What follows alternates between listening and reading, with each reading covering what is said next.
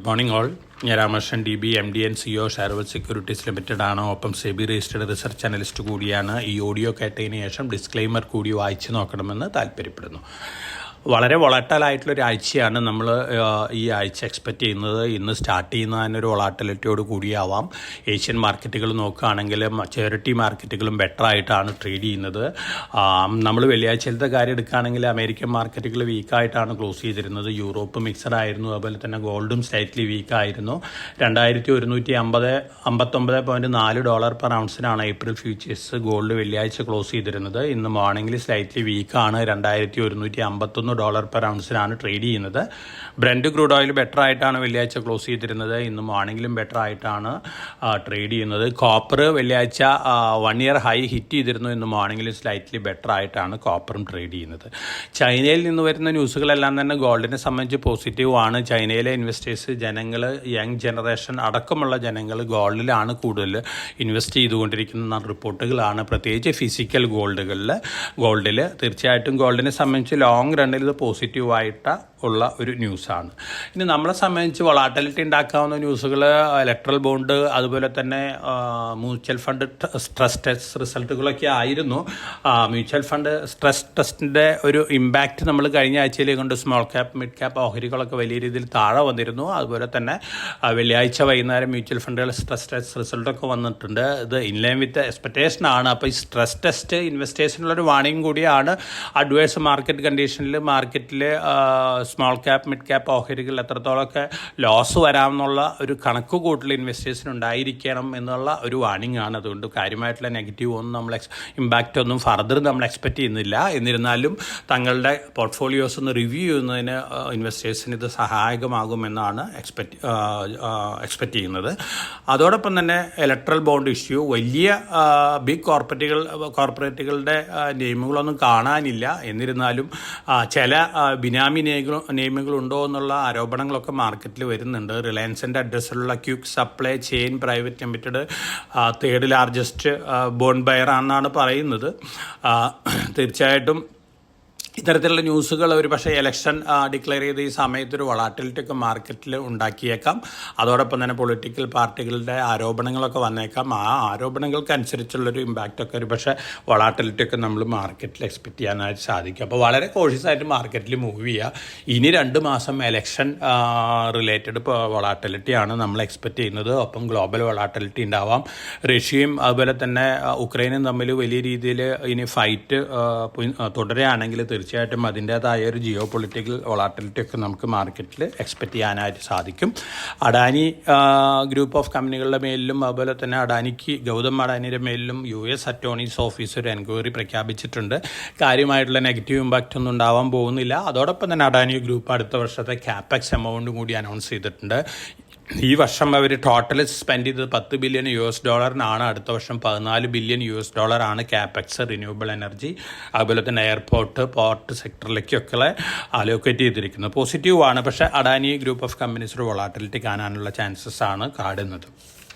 അതുപോലെ തന്നെ ഗവൺമെൻറ് പുതിയ EV പോളിസി അനൗൺസ് ചെയ്തിട്ടുണ്ട്. ഡൊമസ്റ്റിക് ഇൻഡസ്ട്രീസിനെ പ്രൊട്ടക്റ്റ് ചെയ്തിട്ടുള്ളൊരു EV പോളിസിയാണ്. അപ്പോൾ വലിയ ഹൈ വാല്യൂ EVകളൊക്കെ ഈ പുതിയ കമ്പനികൾ ഇന്ത്യയിൽ അടുത്ത 3 വർഷത്തിനുള്ള പ്ലാന്റ് സെറ്റ് ചെയ്യാൻ സാധ്യതയുള്ള കമ്പനികൾക്ക് 8000 വണ്ടികൾ വെച്ച് ഒരു മാസം ഇമ്പോർട്ട് ചെയ്യാൻ പറ്റും.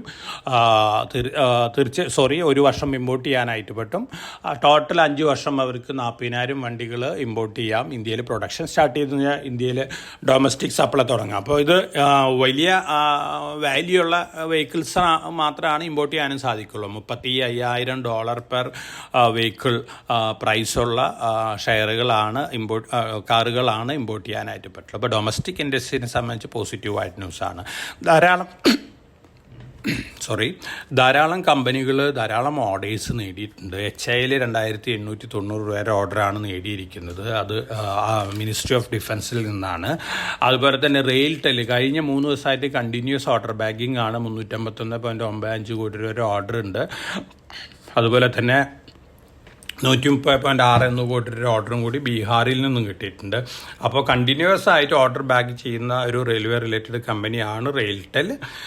തീർച്ചയായിട്ടും റെയിൽടെലിനെ സംബന്ധിച്ച് പോസിറ്റീവ് ന്യൂസാണ്. മാർക്കറ്റ് താഴെ വരുമ്പോൾ ഒരു പോസിറ്റീവ് റിയാക്ഷൻ കാണിക്കാൻ സാധ്യതയുള്ള ഒരു കമ്പനിയാണ്. RECയും BHEലും തമ്മിൽ ഒരു JV വന്നിട്ടുണ്ട്. RECയുടെ ഒരു സബ്സിഡിയറിയാണ്. സോളാർ വിൻഡ് പ്രൊജക്റ്റുകൾ ഇന്ത്യയിൽ ആരംഭിക്കാനാണ്. തീർച്ചയായിട്ടും ഒരു പോസിറ്റീവ് ന്യൂസാണ്. പക്ഷേ ഓൾറെഡി ഇത്തരത്തിലുള്ള ന്യൂസുകളൊക്കെ RECയിലും അതുപോലെ തന്നെ BHEലിലും റിഫ്ലക്റ്റഡ് ആണ്. അതുകൊണ്ട് തന്നെ എത്രത്തോളം വലിയ രീതിയിലുള്ള ഇമ്പാക്റ്റ് ഉണ്ടാവും എന്നുള്ള കാര്യം നമുക്കിപ്പോൾ പറയാനായിട്ട് സാധിക്കില്ല. IDBI ബാങ്ക് ഫെയർഫാക്സ് അവർ ഓൾ ക്യാഷ് ഡീലാണ് IDBI ബാങ്ക് അക്വയർ ചെയ്യാനായിട്ട് ഓഫർ ചെയ്തിരിക്കുന്നതെന്ന് പറയുന്നത്. അതിനുശേഷം അക്വിസിഷന് ശേഷം കാത്തലിക് സിറിയൻ ബാങ്കിനെ IDBIയിൽ മെർജ് ചെയ്തേക്കാം. IDBI ബാങ്ക് എന്നുള്ള പേര് നിലനിർത്തിയേക്കുന്നുള്ള റിപ്പോർട്ടുകളൊക്കെ വരുന്നുണ്ട്. കോട്ടക് ഗ്രൂപ്പും കൂടിയാണ് അടുത്തൊരു കണ്ടൻഡർ ആയിട്ടുള്ളത്. അപ്പോൾ ഇതിൻ്റെ ഔട്ട്കം എന്നാണ് വരിക എന്നുള്ളത് പറയാൻ പറ്റില്ല. എന്നിരുന്നാലും IDBIനെ സംബന്ധിച്ചും കാത്തലിക് സിറിയൻ ബാങ്കിനെ സംബന്ധിച്ച് CSB ബാങ്കിനെ സംബന്ധിച്ച് സ്ലൈറ്റ്ലി പോസിറ്റീവ് ന്യൂസാണ്. ഇനി നമ്മൾ മറ്റു ഓർഡർ ബാക്കിംഗ് ന്യൂസുകളൊക്കെ നോക്കുകയാണെങ്കിൽ ഇർക്കോണിന് ഒരു ഓർഡർ കിട്ടിയിട്ടുണ്ട്. 630.66 കോടിയാണ്. SJVN വീണ്ടും ഒരു ഓർഡർ കിട്ടിയിട്ടുണ്ട്. SJVൻ്റെ റിന്യൂവബിൾ എനർജി സബ്സിഡിയറിക്ക് 200 മെഗാവാട്ട് സോളാർ പ്രൊജക്റ്റാണ്. 1100 കോടി രൂപയാണ് ഓർഡർ വാല്യൂ വരുന്നത്. അതുപോലെ തന്നെ JSW എനർജിയുടെ സബ്സിഡിയറി JSW നിയോ എനർജിക്ക് വീണ്ടും അഡീഷണൽ ഓർഡർ കിട്ടിയിട്ടുണ്ട് 500 മെഗാവാട്ട്. KPI ഗ്രീനിന് 100 മെഗാവാട്ടിൻ്റെ ഓർഡർ കിട്ടുന്നുണ്ട്. സോളാർ പ്രൊജക്റ്റാണ്. അത് മഹാരാഷ്ട്രയിൽ നിന്നാണ്. Torrent power 300 megawatt wind and solar power പ്രൊജക്റ്റിനും ഓർഡർ കിട്ടിയിട്ടുണ്ട്. അതും പോസിറ്റീവ് ന്യൂസാണ് ഈ കമ്പനിയെ സംബന്ധിച്ച്. ദ്രോണാചാര്യ IT ഹാർഡ്വെയർ ആർമിയുടെ ഡ്രോൺ ലാബ് ഉണ്ട് ജമ്മു ആൻഡ് കാശ്മീരിൽ. അവിടേക്ക് സപ്ലൈ ചെയ്യാനുള്ള ഓർഡറും കിട്ടിയിട്ടുണ്ട്. ഇതൊക്കെ പൊതുവെ ഈ സ്റ്റോക്കുകളെ സംബന്ധിച്ചൊക്കെ പോസിറ്റീവായിട്ട് ഇമ്പാക്റ്റ് നൽകാവുന്ന ന്യൂസുകളാണ്. പക്ഷെ നമ്മൾ ഒരു കാര്യം മനസ്സിലാക്കുക, എലക്ഷൻ ഡേയ്സ് ആണ് മുന്നിലുള്ളത്. വലിയ വൊളാറ്റിലിറ്റി മാർക്കറ്റിലുണ്ടാവാം. ഇപ്പോഴത്തെ അവസ്ഥയിൽ സെൽ അറ്റ് എവരി റൈസ് എന്നുള്ളൊരു സ്ട്രാറ്റജി പിന്തുടരുന്നതാണ് നല്ലത്. മാർക്കറ്റിൽ നമ്മൾ എലക്ഷൻ കഴിയുന്നവരെ വലിയ രീതിയിലുള്ളൊരു ബിഗ് റാലി ഒന്നും എക്സ്പെക്റ്റ് ചെയ്യുന്നില്ല. മറിച്ച് നല്ല രീതിയിലുള്ള വൊളാറ്റിലിറ്റി ഒക്കെ എക്സ്പെക്റ്റ് ചെയ്യുന്നുണ്ട്. ഒരു പക്ഷേ നിഫ്റ്റി 21, 300, 21, 400 ലെവലിലേക്കൊക്കെ വലിയ നെഗറ്റീവ് ന്യൂസ് ലോസ് വരികയാണെങ്കിൽ താഴാനുള്ള ചാൻസസ് ഉണ്ട്. അപ്പോൾ വളരെ വളരെ കോഷ്യസ് ആയിട്ട് മാർക്കറ്റിൽ മൂവ് ചെയ്യുക. വലിയ രീതിയിലുള്ള ഇൻവെസ്റ്റ്മെൻറ്റ് ഡിസിഷനൊന്നും അടുത്ത കുറച്ച് ദിവസത്തേക്ക് വേണ്ട. മറിച്ച് നല്ല പ്രോഫിറ്റബിലിറ്റി ഉള്ള പൊസിഷൻസ് മാർക്കറ്റ് മുകളിലേക്ക് വരുമ്പോൾ കുറേയൊക്കെ പ്രോഫിറ്റ് ബുക്ക് ചെയ്യാനുള്ള ഡിസിഷൻ എടുക്കുന്നതായിരിക്കും നല്ലത്.